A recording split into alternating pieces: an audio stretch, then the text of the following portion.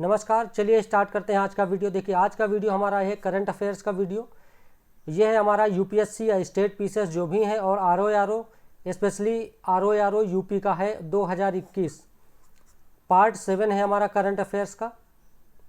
ये हमारा चैनल है सिविल सर्विसेज विद आलोक। अगर अभी तक आपने हमारे चैनल को सब्सक्राइब नहीं किया है तो उसको सब्सक्राइब कर दें और नोटिफिकेशन बिल को अवश्य प्रेस कर दें जिससे हमारी आने वाली वीडियो का मैसेज आप तक पहुँच सके। चलिए स्टार्ट करते हैं आज का वीडियो। देखिए प्रबुद्ध भारत क्या है।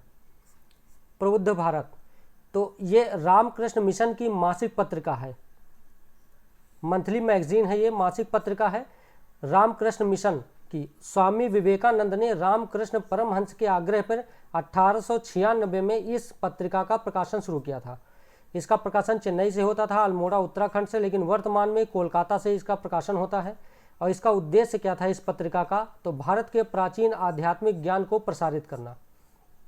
एग्जाम में मैच कराने के लिए जब कभी क्वेश्चन आता है, इधर दे देगा कि प्रकाशक कौन है और इधर दे देगा पत्रिका का नाम, तो ये मैच कराने के लिए आ सकता है। तो आपको याद रखना है कि प्रबुद्ध भारत जो है स्वामी विवेकानंद से संबंधित है।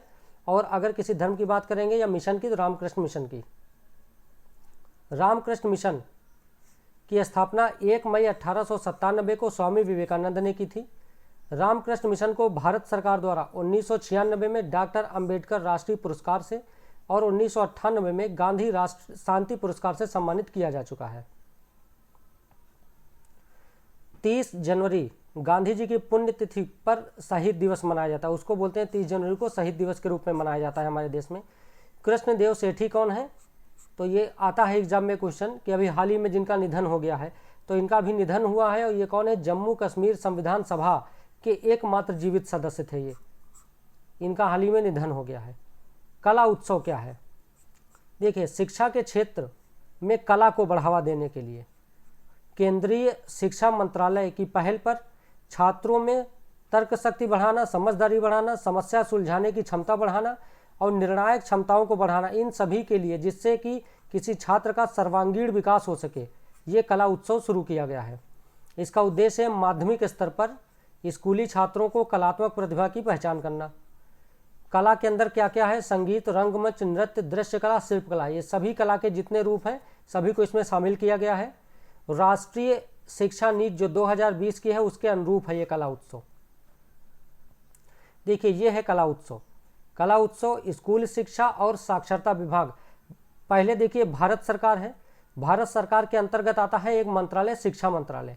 शिक्षा मंत्रालय के अंतर्गत कई विभाग आते हैं, तो शिक्षा मंत्रालय के अंतर्गत एक विभाग है जिसका नाम है स्कूल शिक्षा और साक्षरता विभाग, तो उसी ने शुरू किया है। ऐसी पहल है जो ये कला उत्सव की 2015 में शुरू की गई है।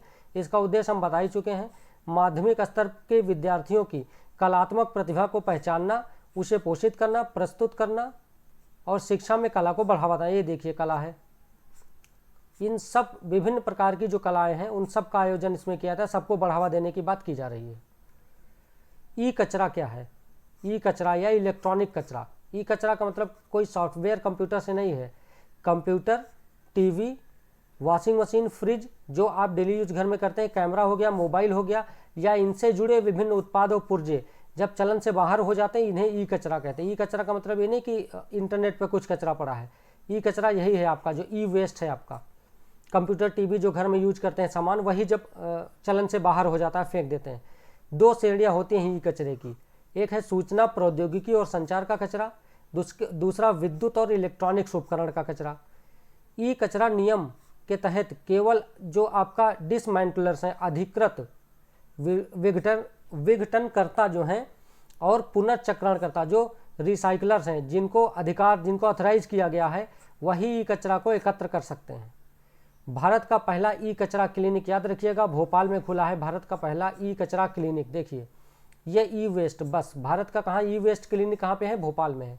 India's first e waste clinic open in Bhopal, ये देश का मैप है हमारे, ये भोपाल है, यहाँ पे है ई वेस्ट क्लिनिक।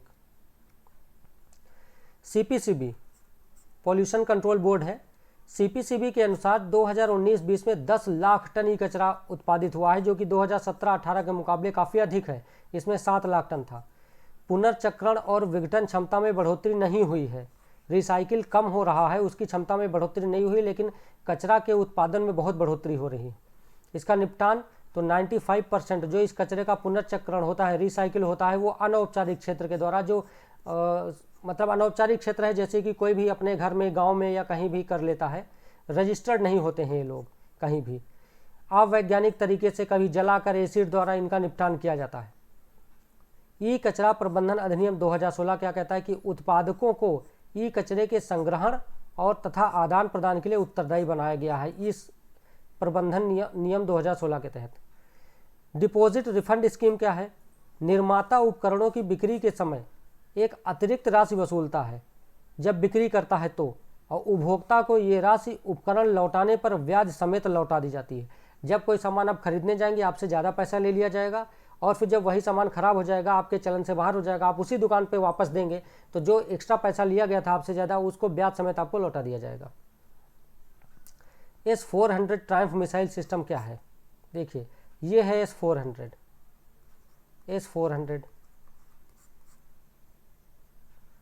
अक्टूबर 2018 में रूस के साथ 5.43 बिलियन अमेरिकी डॉलर का समझौता किया गया है। भारत सरकार ने किया है रूस के साथ। रूस निर्मित है, सरफेस टू एयर मिसाइल है ये S-400 ट्रायम्फ। लंबी दूरी की सतह से हवा में मार करने में सक्षम है। ये सबसे खतरनाक आधुनिक मिसाइल में से एक है। जो अमेरिकी मिसाइल जो थाड है उससे बेहतर माना जाता है इसको। ये 30 किलोमीटर ऊंचाई हवा में ऊपर ऊंचाई में और 400 किलोमीटर की दूरी में जो भी विमान होंगे, अन एयर व्हीकल जो भी होंगे, UAV होंगे, drone, ballistic missile, cruise missile सहित किसी भी प्रकार का जो ऑब्जेक्ट होगा उन सबको ये भेज सकते हैं। ये एक साथ 100 लक्ष्यों को टारगेट कर सकते हैं, ट्रैक कर सकते हैं 100 टारगेट को, और 6 को एक साथ ये भेज सकते हैं। बहुत ही बढ़िया ये मिसाइल सिस्टम है। ये है आपका S-400। देखिए, इंद्रसेन अभ्यास किसके मध्य होता है? तो भारत और रूस के मध्य होता है इंद्रसेन अभ्यास। त्रिसेवा है ये, स्पेस है ये, त्रिसेवा अभ्यास है। कौन से रूसी सैन्य उपकरण हैं जो भारतीय सेना में या शामिल किए गए हैं? नौसेना में देखिए क्या है, तो चक्र द्वितीय शामिल है, परमाणु पनडुब्बी है ये। एकमात्र सक्रिय विमानवाहक पोत है INS विक्रमादित्य, रूस से ही लिया गया है। थल सेना में देखिए रूसी कौन सा सामान है, रूस से खरीदा गया T-90 टैंक है, T-72 युद्धक टैंक है। वायुसेना में रूस से क्या शामिल किया गया? Sukhoi 30 MKI। सुखोई 30 MKI जो लड़ाकू विमान है वो रूसी विमान है। ऑफ बजट ऋण क्या होता है? देखिए, ऐसा साधन है ये जिसके द्वारा सरकार राजकोषीय घाटे को कम करने के लिए अर्ध सरकारी संस्थाओं को निश्चित समयावधि के लिए ऋण देती है। संविधान के तहत ऋण का प्रावधान देख लीजिए। भाग 12 के अध्याय 2 में ऋण संबंधित प्रावधान है। अनुच्छेद 292 का C और 293 का C द्वारा ऋण लेने का प्रावधान किया गया है संविधान में।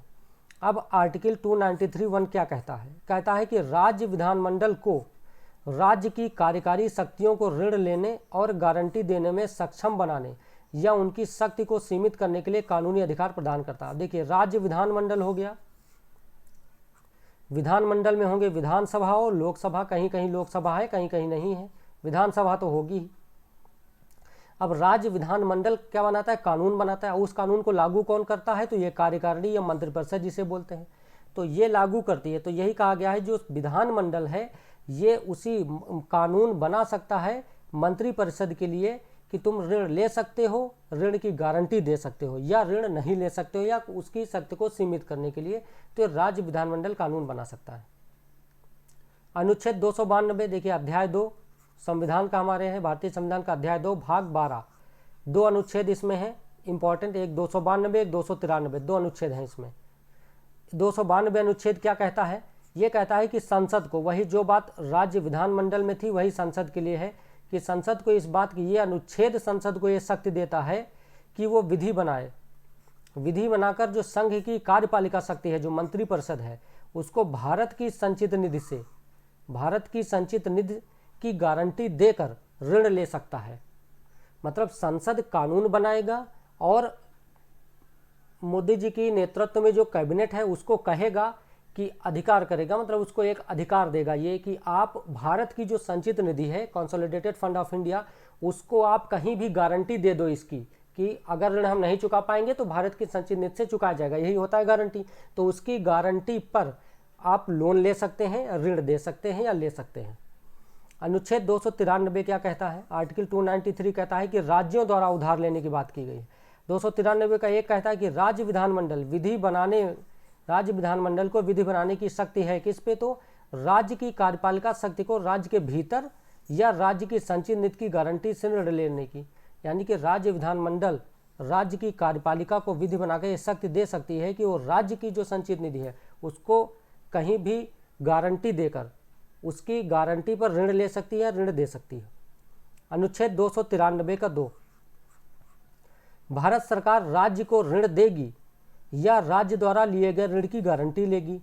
293 का 2 कह रहा है कि अगर केंद्र सरकार चाहे तो वो किसी राज्य को भी ऋण दे सकती है और राज्य कहीं से ऋण ले रहा है तो उसकी गारंटी भी ले सकती है।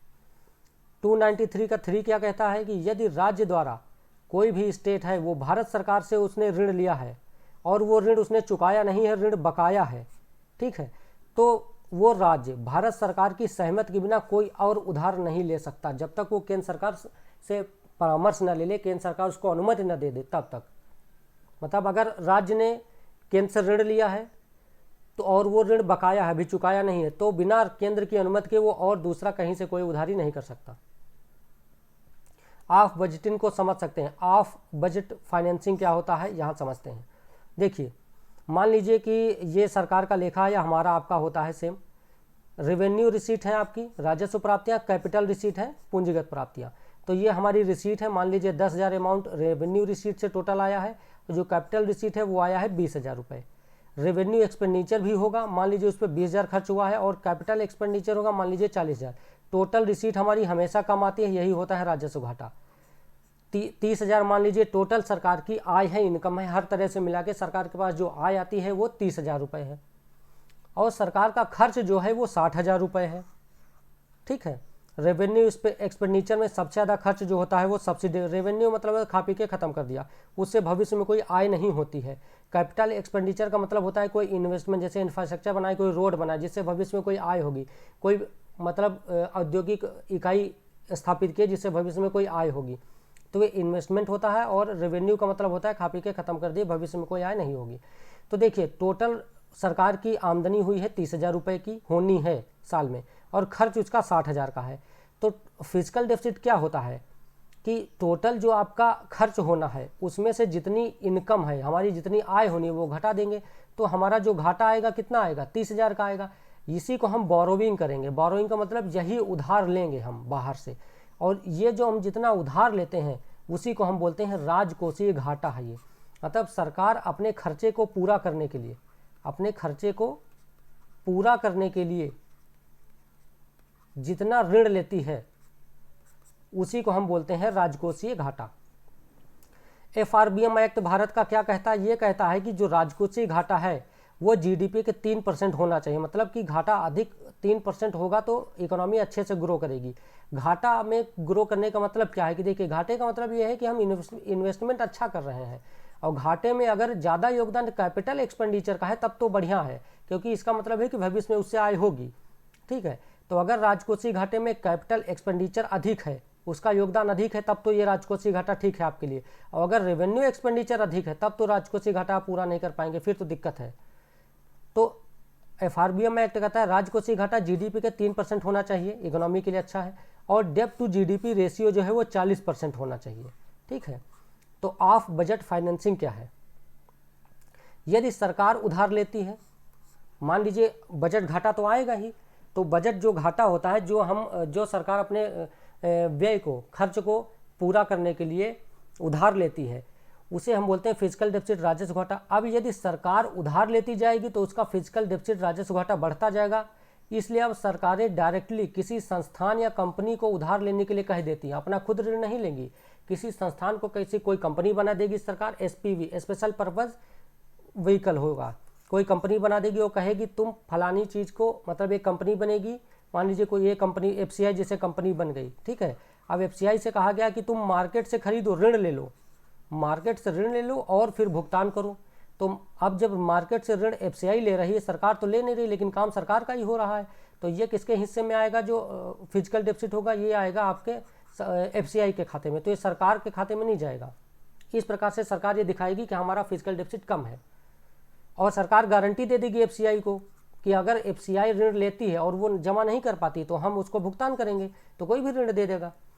SPV special purpose vehicle company को बना देना और वो स्वयं ऋण लेगी, उसको चुकाएगी। अब ये स्वयं ऋण ले रही है तो सरकार का फिजिकल डाटा मतलब फिजिकल डेफिसिट बढ़ नहीं रहा है।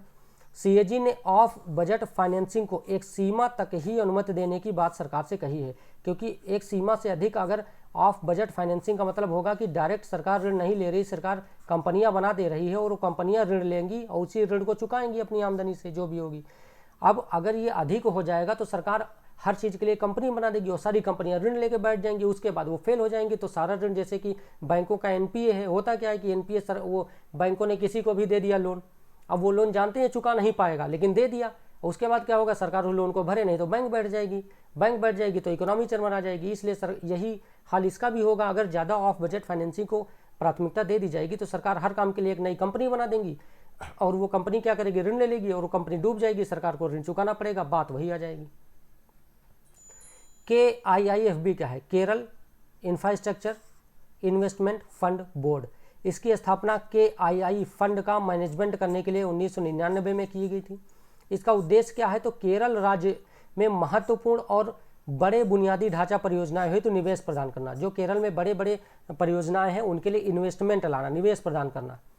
2019 में लंदन स्टॉक एक्सचेंज में मसाला बांड इसने जारी किया। KIIFB ने लंदन स्टॉक एक्सचेंज में मसाला बांड जारी किया, ये याद रखिएगा, ठीक है। अब मसाला बांड भारत से बाहर जारी किया जाने वाला ये बांड है, लेकिन इसे भारतीय मुद्रा में निर्दिष्ट किया जाता है, मतलब भारत से बाहर जारी किए जाएंगे मसाला बांड और भारतीय मुद्रा में जारी किए जाएंगे।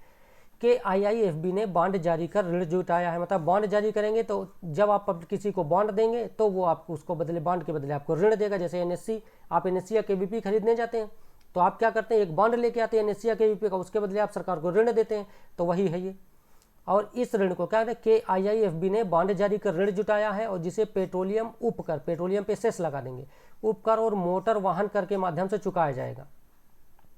CAG का कथन है कि KIIFB के पास आय का कोई स्रोत नहीं है, इसलिए KIIFB द्वारा लिया गया ऋण, जिसके लिए राज्य सरकार गारंटर के रूप में था, राज्य सरकार ने गारंटी दी थी उसकी, अंततः राज्य सरकार के लिए प्रत्यक्ष दायित्व बन जाता है। वही चीज़ है जैसे सरकार ने कहा ऑफ बजट फाइनेंसिंग, तो इसी प्रकार से एक कंपनी केरल सरकार ने बना दी। अब इस कंपनी को कह दिया कि तुम विकास के लिए, इन्वेस्टमेंट के लिए, विकास के लिए ऋण ले लो। अब अगर ये बैठ जाएगी तो वही CAG कह रहा है कि अगर इसके पास कोई आय का स्रोत नहीं है, इस कंपनी के पास, KIIFB के पास, तो ये ऋण चुकाएगा कैसे? अंततः अगर राज्य सरकार ने गारंटी दी है तो वही तो ऋण चुकाएगी, उसी के ऊपर तो ये बोझ बनेगा। तो ये बात CAG कह रहा है, ऑफ बजट फाइनेंसिंग भी यही है, ठीक है। आज के वीडियो में इतना ही, और अभी तक अगर आपने हमारे चैनल को सब्सक्राइब नहीं किया है तो सब्सक्राइब कर दें, शेयर जरूर करें, लाइक करें, कमेंट करें, और ये नोटिफिकेशन बेल है, इसको प्रेस कर दें जिससे हमारी हर आने वाली वीडियो का मैसेज या नोटिफिकेशन आप तक पहुंच सके। तो आज के वीडियो में इतना ही, मिलते हैं नेक्स्ट वीडियो में।